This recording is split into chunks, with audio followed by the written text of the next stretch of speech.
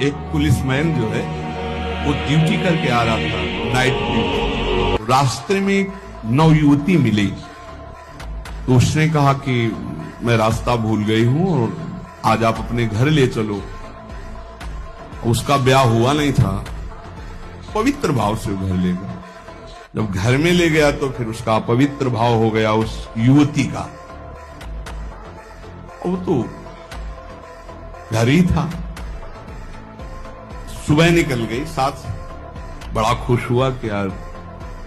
दूसरे दिन फिर वही मिली तो उसने कहा आज तो घर नहीं भटकी होगी। बोले नहीं, कल से हमारी आपकी मित्रता होगी, अब हम रोज आपको यहीं मिला करेंगे।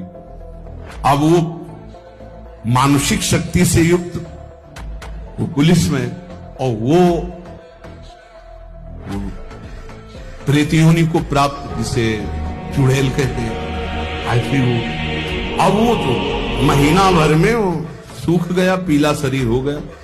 वैद्य के पास गया तो वैद्य ने कहा कि ऐसी दशा किसी शारीरिक सहवास से नहीं होती, तुम्हारा कोई मतलब एक अलौकिक शक्ति है जो तुम्हारा शोषण कर रही है, वो स्त्री नहीं है। उसने कहा फिर भी आप दवा हमें शक्तिवर्धन के लिए दीजिए, हम तो चलने लायक नहीं रह गए। तो पुरानी रद्दी में कहीं गीता जी के कोई परिचय में श्लोक जैसे लिखे तो पुराने उसमें गीता जी के श्लोक, उसमें उसने पुड़िया बना दी। वो पुड़िया ऐसे डाल ली और उसने जाके गुस्सा में दरवाजा बंद कर लिया कि आज से हम मिलेंगे ही नहीं, हमारा तो जीवन ही बर्बाद हो गया। तो देखा पार्श्व में बैठी, उसके होश उड़ गए। उसने कहा कि आप कौन हो, कहां से आई हो?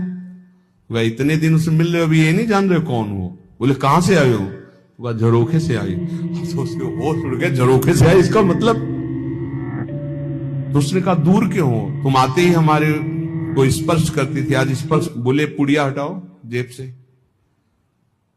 उसने पुड़िया में क्या? बोले इसमें गीता का श्लोक लिखा हुआ है, मैं तुम्हें स्पर्श तब तक नहीं करूंगी जब तक देखो तुम हमें तनिक भी प्यार करते हो, तो पुड़िया हटाओ। उसने कहा पुड़िया कैसे हटा सकते हैं?